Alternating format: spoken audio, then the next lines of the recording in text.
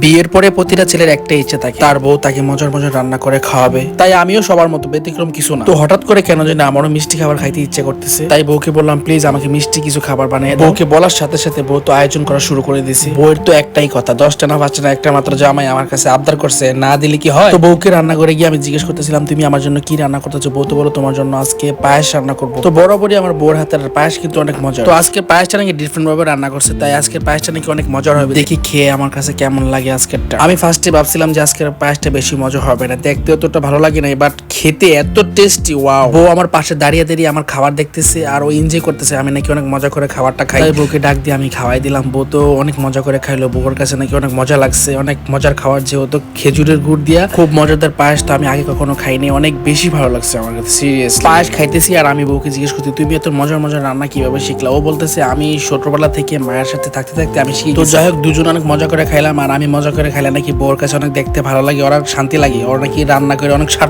সাধারণত মিষ্টি জিনিস অত বেশি খাওয়া যায় না, কিন্তু আমার বউ রান্না করলে আমার কাছে খাইতে অনেক বেশি ভালো লাগে, কারণ ও অনেক মজা করে রান্না করে আর তার প্রতিটা খাবারই আমার অনেক ভালো লাগে। কথা বলতে বলতে সব খেয়ে ফেলাম আপনাদেরকে ছাড়া। তো সবাই ভালো থাকবেন, শুধু আল্লাহ হাফেজ।